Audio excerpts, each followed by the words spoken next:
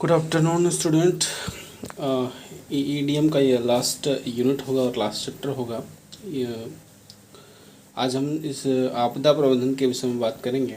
आपदा प्रबंधन, जिसको डिजास्टर मैनेजमेंट के नाम से भी जानते हैं।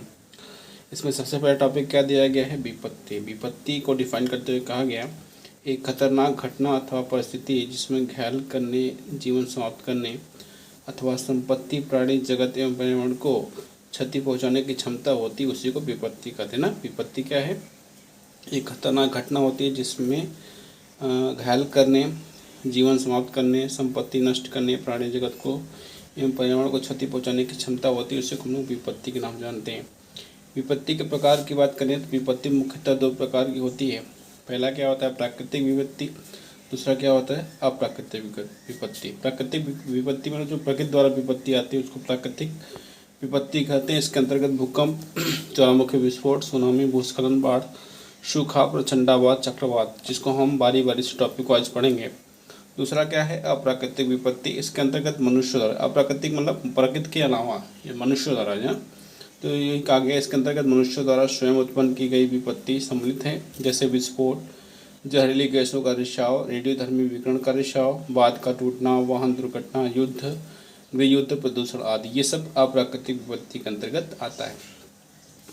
आगे टॉपिक दिया है आपदा। आपदा क्या है? मतलब कह सकते हैं इसको डिफाइन करते हुए कि प्राकृतिक एवं अप्राकृतिक घटना जिनके कारण सर्वव्यापी मानव हानि, प्राणी जगत एवं संपत्ति की हानि होती है, उससे को हम लोग आपदा कहते हैं। अगर आपदा के वर्गीकरण की बात करें तो आपदा को हम निम्नलिखित वर्गों में वर्गीकृत कर सकते हैं। पहला क्या है? मापन संबंधी। मापन संबंधी यानी इसमें कहा गया है इसके अंतर्गत निम्नलिखित आपदा आती है, जैसे प्रचंडावात हुआ, चक्रवात हुआ, बाढ़ हुआ, सूखा हुआ, इसको हम लोग मापनीय संबंधी यानी इसको मापा जा सकता है, इसलिए इसको मापनीय संबंधी कहते हैं। दूसरा क्या है? स्थलाकृत संबंधी आपदा। इसके अंतर्गत जो आपदा आती है वो जैसे भूस्खलन हुआ, बर्फ का पिघलना हुआ, कीचड़ का प्रवाह हुआ, ये सब क्या है? स्थलाकृत यानी स्थल पर ये आपदा आती है। तीसरा क्या है? टेक्टोनिक प्लेट से संबंधित। इसके अंतर्गत निम्नलिखित आपदा आती है, जैसे आपका भूकंप हुआ, ज्वालामुखी विस्फोट हुआ, ये सब टेक्टोनिक प्लेट से संबंधित, यानी इसमें प्लेटें जब आपस में टकराती हैं तब भूकंप या ज्वालामुखी विस्फोट होता है।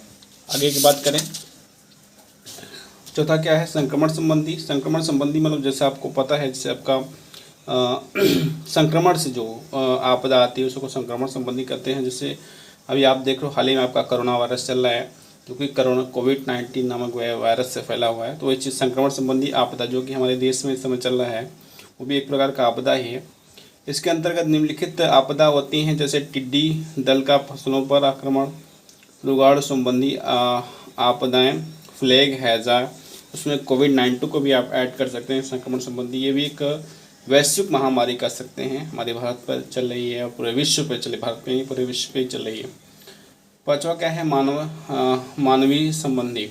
इसके अंतर्गत औद्योगिक दुर्घटनाएं, जैसे भोपाल गैस कांड, चेरनोबिल कांड, जिसके विषय में आपको पहले ही वीडियो में बता चुका हूँ। ये मानवीयकृत बोल सकते हैं आपदा है जो हमारे भारत देश में आई थी।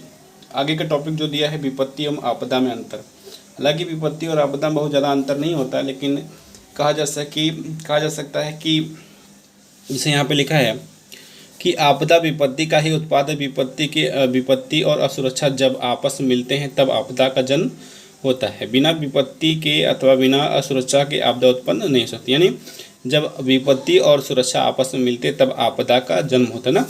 यानी आपदा विपत्ति का ही क्या होता है? उत्पाद होता है ना। जैसे यहाँ पर दिया है कि जैसे एक जागरूकता के हिसाब से बताया गया कि भूकंप, अगर ऐसे क्षेत्र जहाँ पर भूकंप की जानकारी लोगों को नहीं होती है तो वहाँ पर दुर्घटनाएं ज़्यादा होती हैं। क्यों? क्योंकि उनको भूकंप से जब जानकारी नहीं होती तो वो मकान आपका भूकंप रोधी नहीं बनवाते हैं, और जहाँ पर भूकंप की जानकारी होती है वहाँ पर वो भूकंप रोधी मकान बनाते हैं, इससे वहाँ पर दुर्घटनाएँ कम होती है। तो यही कह सकते हैं विपत्ति और आपदा में अंतर। ठीक है, ओके, आगे नेक्स्ट वीडियो में बताएंगे। थैंक